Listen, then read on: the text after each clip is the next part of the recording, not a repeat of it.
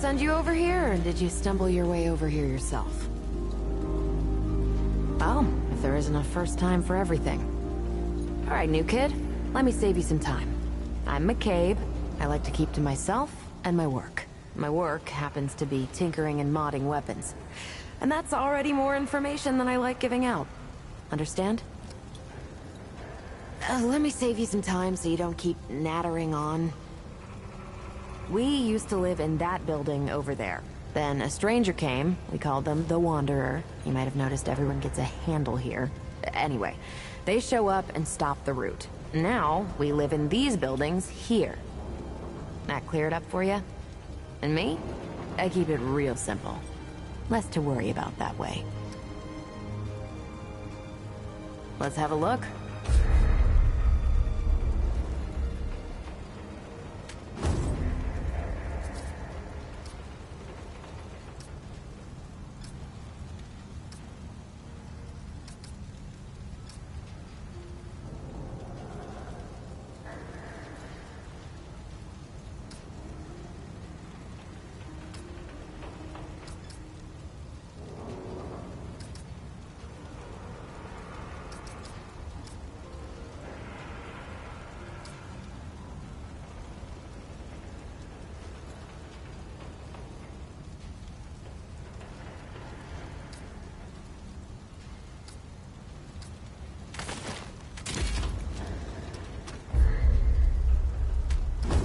Bye. Good.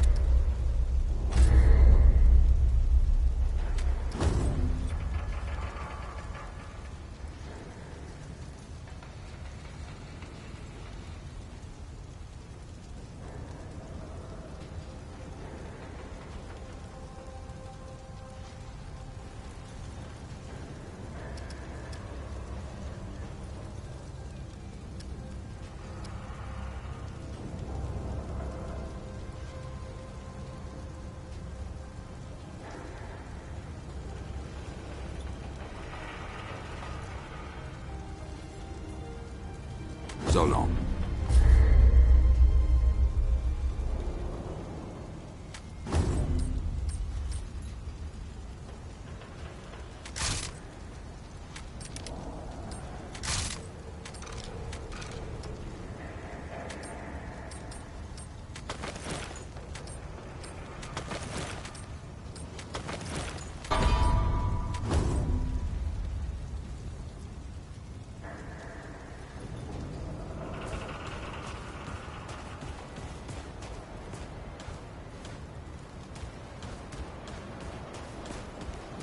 Well, ain't you a right mutter?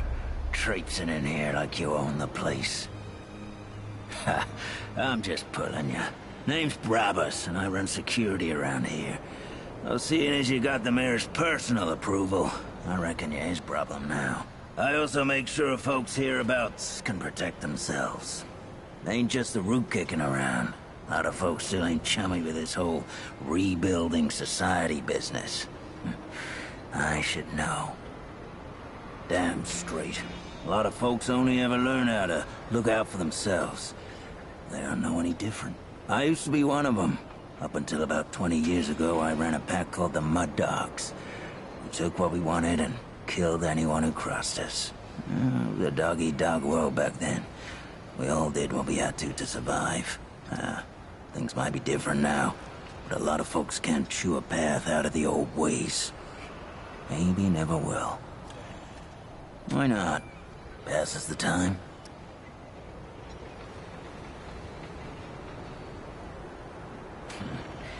I guess I set myself up for that one.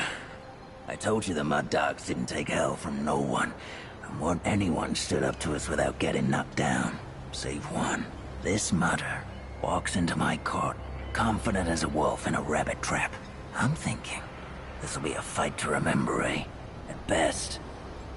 Then, I noticed something the mudder's got on him. It's a watch. What belonged to my old man. I figure he finally tripped the branches and I'm about to wring this wanderer's neck myself. But then, the wanderer says the old man gave it to him. That caught me. The old man wouldn't give up that watch to no one but family. And he never gave it to me. I let the Wanderer go. After taking the watch, of course. But I couldn't stop thinking about it. So I hear. Changed the world a few times over, that one. Sometime later, I got the nerve to see the old man myself. He surprised me. He wasn't pissed or patronizing, just sat me down and started telling stories like we'd been chatting every day. He didn't say nothing about the watch when I told him. Just glad it had a home.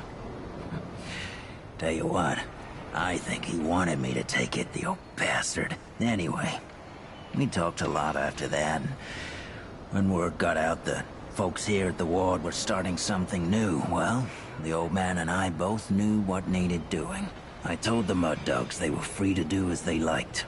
We weren't a pack no more, and the old man and I set up shop here. Kinda boring to tell you the truth, but better than a bullet hole, I guess.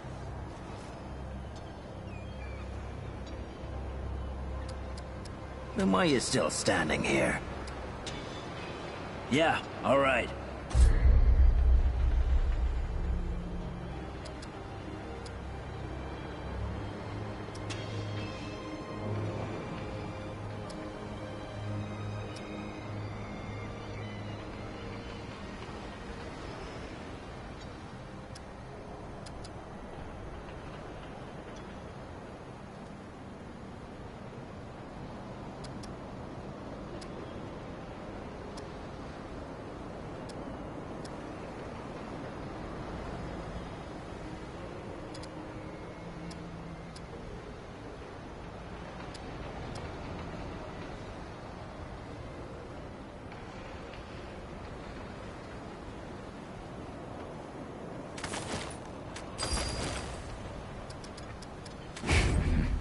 Good choice. 2 shots center mass and 1 to the head.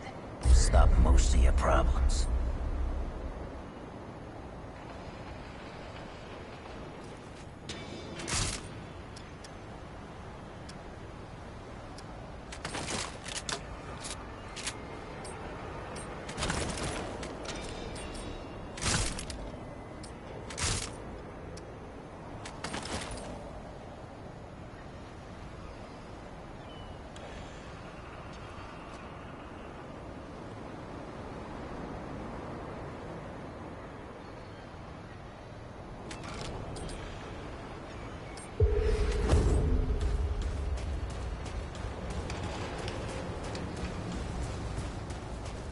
Greetings. Forgive me. I am not good with Paxeltech faces. Oh, it is new. I thought I had seen it before. So difficult to tell Paxeltech apart without hoof and horn. I am Sa Israk Thadwell. My Paxeltech name is Dwell. I sell crystals from my world. They make Paxeltech faster, stronger, more powerful. They help it defeat its enemies. And the prices are quite fair. Crystals that the Ahane would keep for themselves.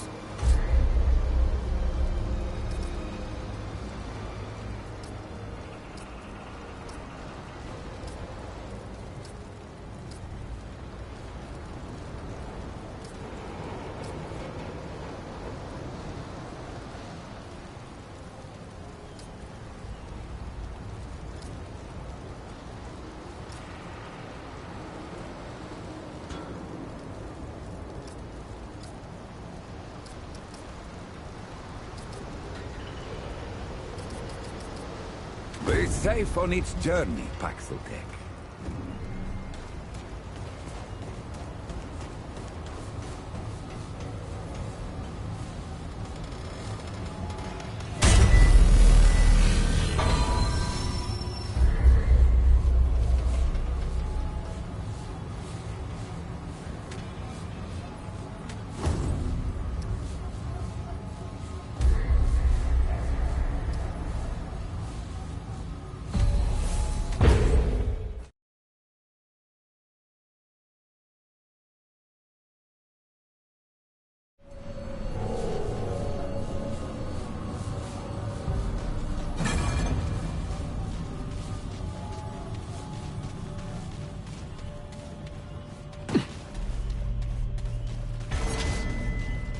Clementine?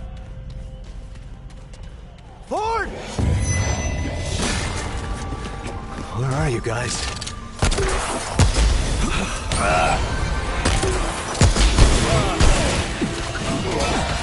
insane. Crystal and Ford.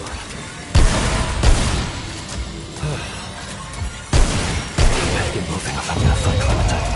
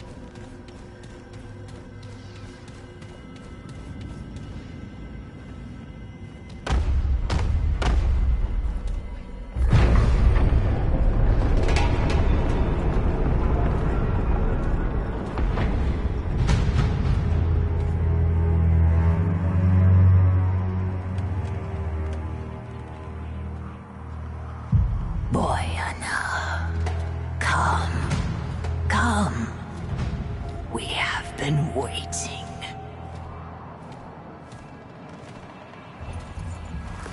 That's far enough. Axeldeck. It stands before the eternal Empress, mistress of the Red Court, favored of the Thane. Yet it is nothing. Hoofless, feckless, interloper. Hey, easy now. And where it stands, it dies. Whoa, maybe we could talk about this? Dafka.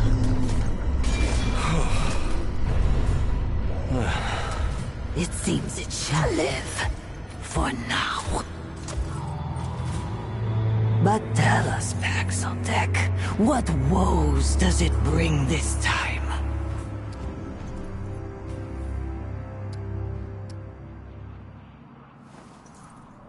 Her Majesty is unsurprised by its solipsism. From the Krell to Ford to the Destroyer, Axeldeck ever served the wants of the self.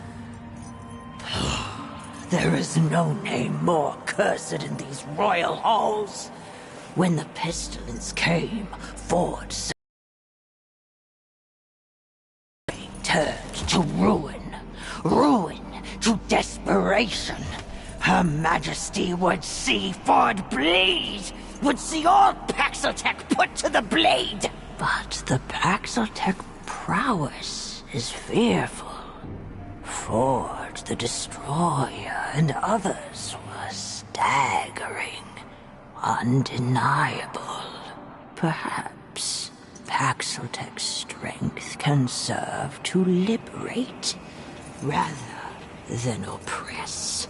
Her Majesty, in her eternal wisdom, will grant it grace.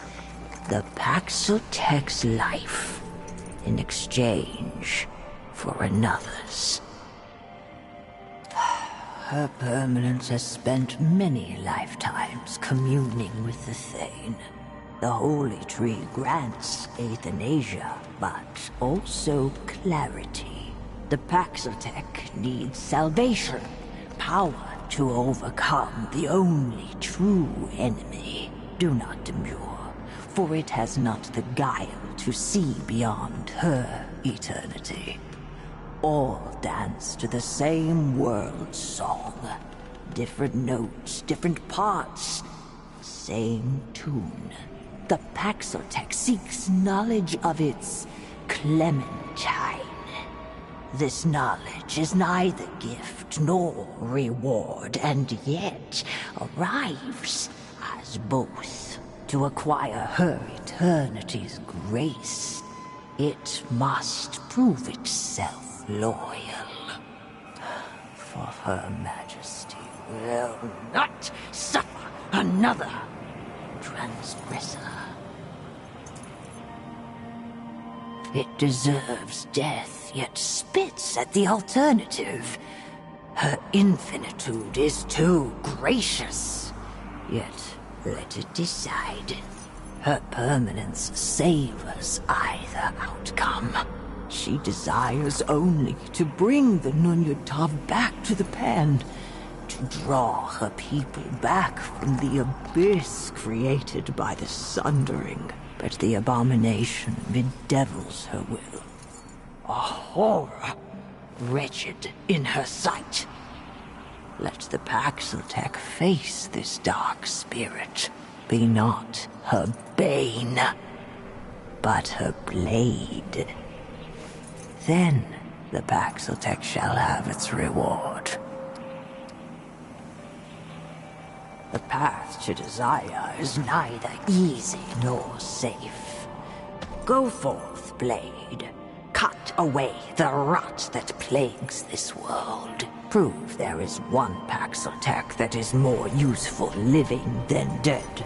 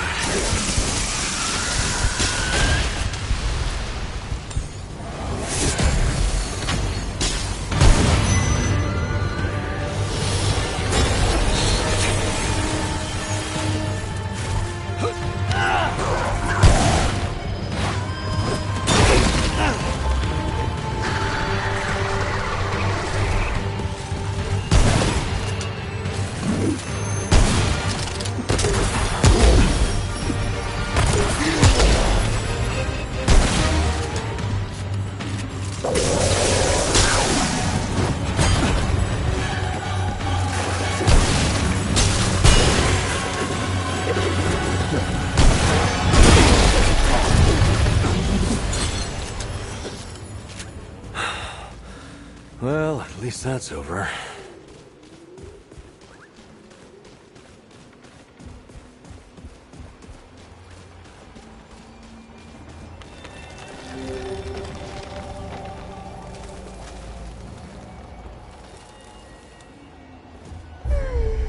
What summons me from my ethereal wanderings? New Czar. What kind of beast is this?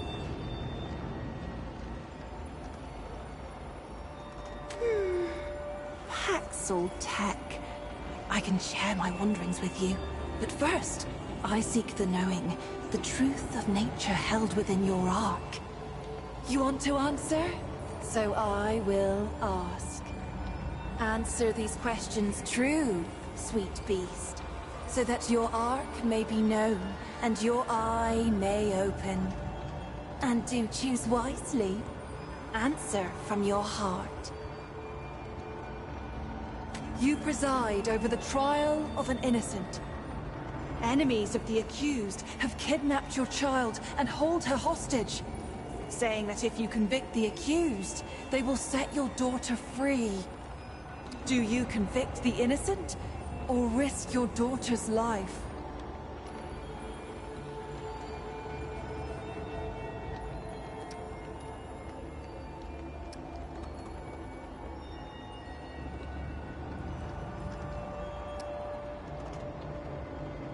I see. Your village suffers from a terrible goon. He beats those weaker than he, until they can no longer stand. All who have tried to reason with him have ended up the same way. Do you aid the victims, or attempt to destroy the goon? You cannot do both.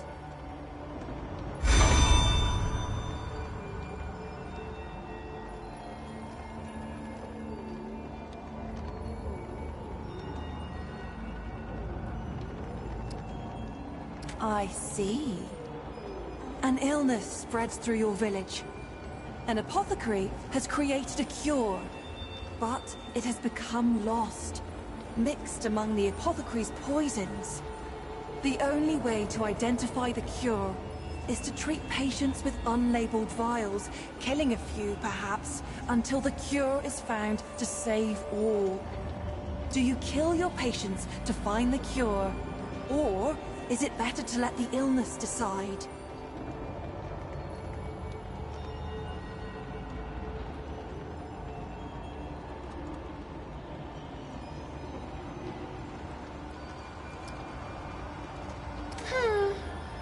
Consider that it is you who discovers the Thane, the tree that offers immortality to all who eat its fruit.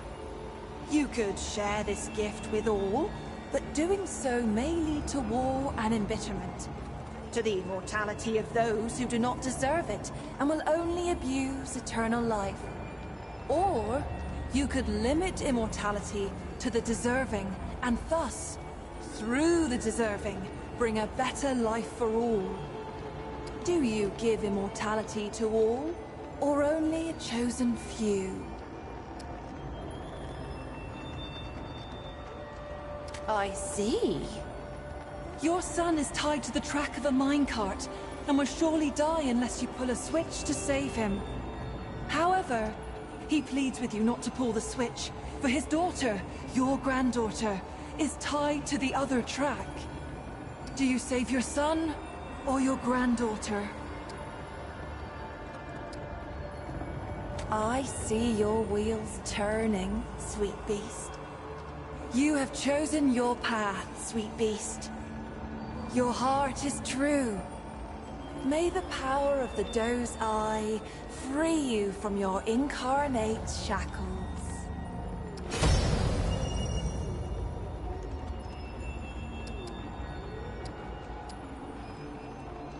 In the arc of every being, there are two eyes. We may see out of either, but most favor one over the other. The Ravager's eye is dynamic, driven, and endlessly hungry. Yet for all its power, its vision is clouded. The eye of the Ravager rarely sees beyond its own satiation.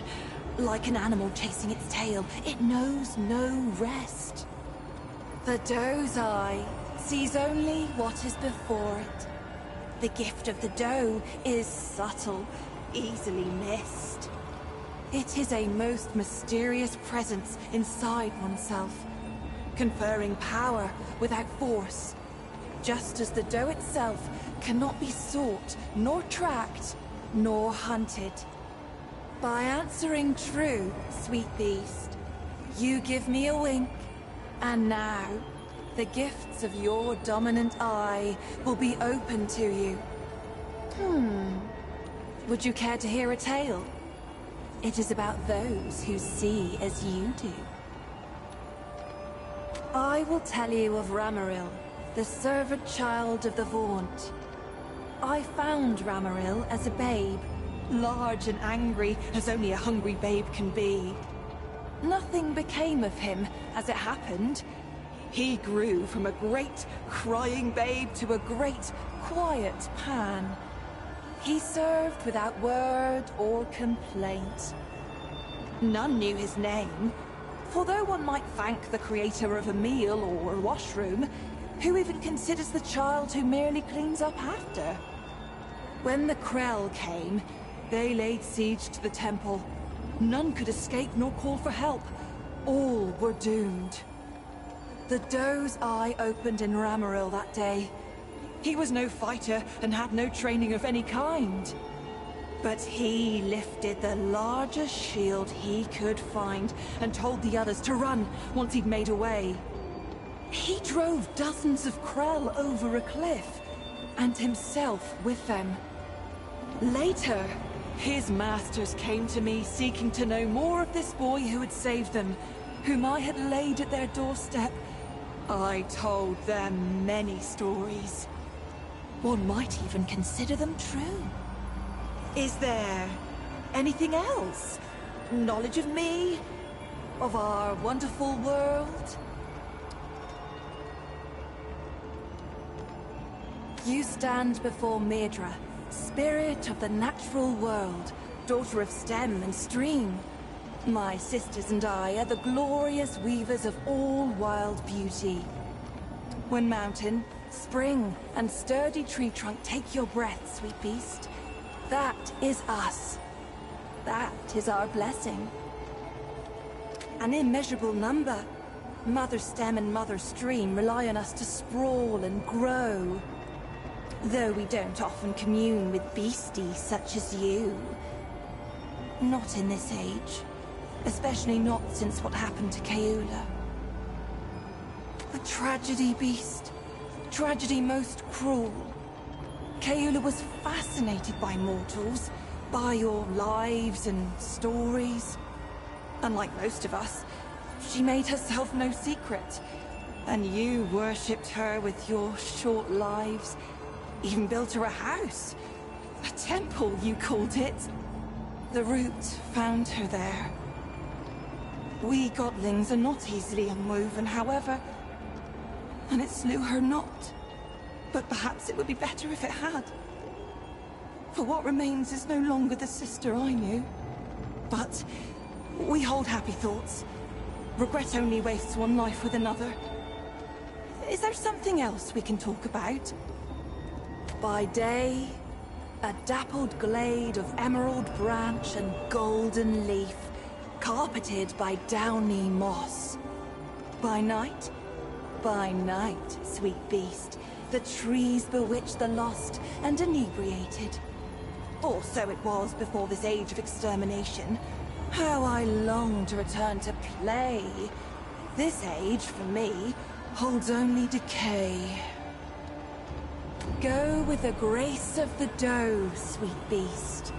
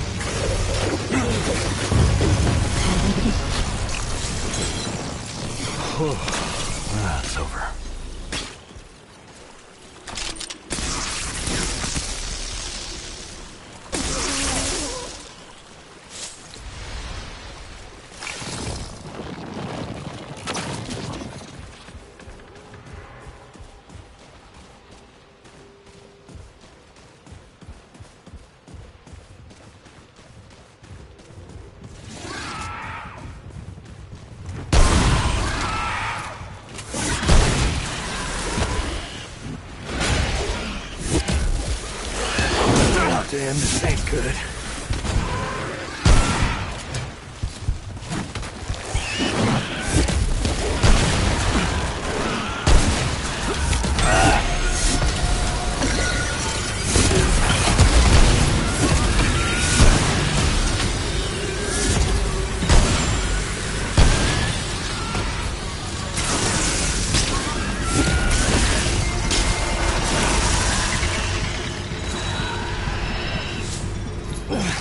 Come on.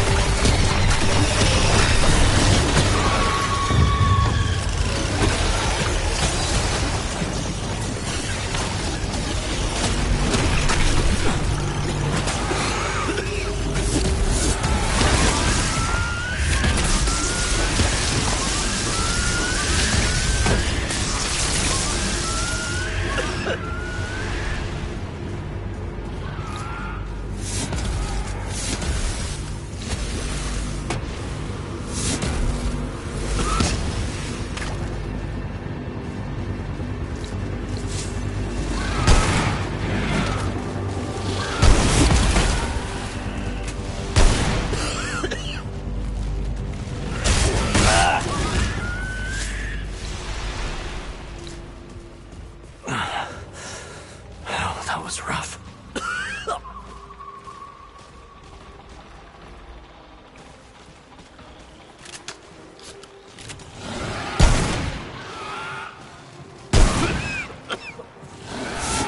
Come on, come on.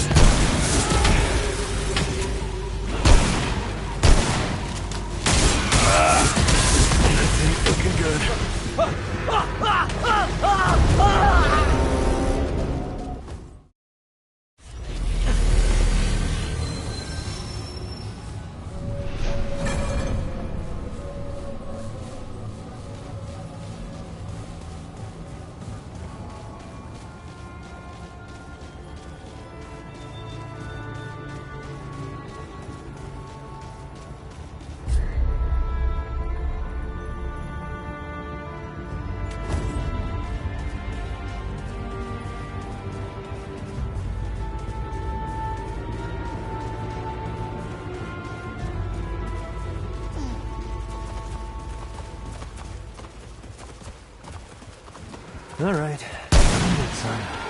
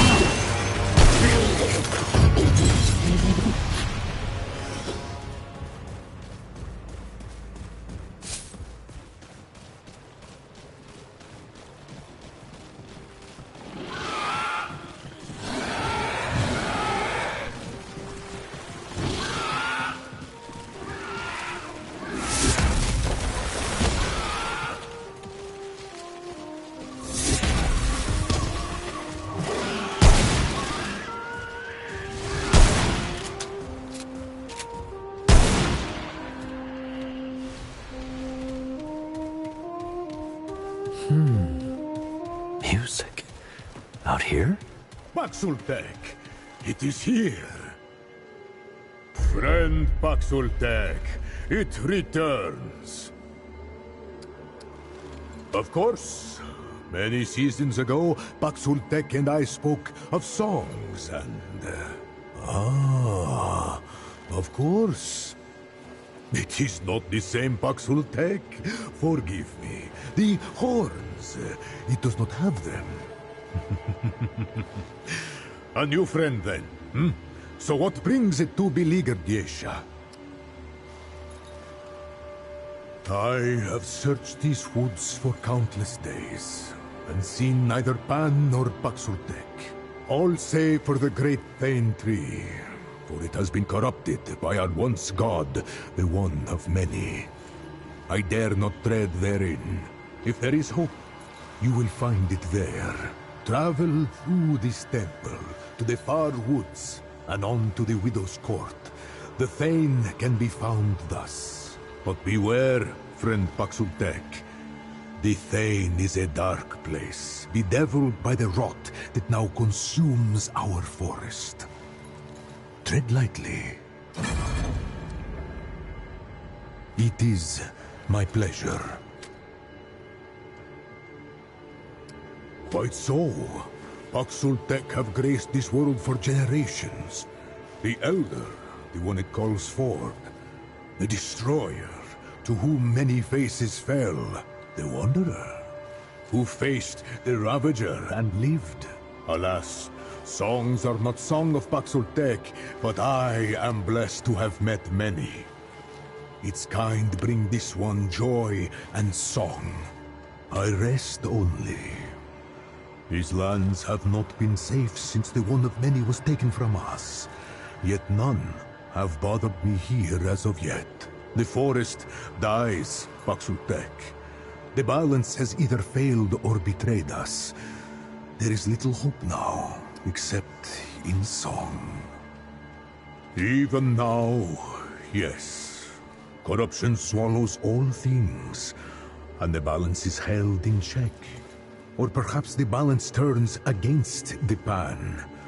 The outcome is the same. It began slowly at first. A remote grove in the forest. Then the death of our god. Now, even the beasts, the gods, and nature itself succumb to the rot. Some blame Paxultek. But though Paxultek have come and gone, the rot both precedes and remains. If fault lies anywhere, I think it may lie with the Pan. The blessing of Yesha go with it.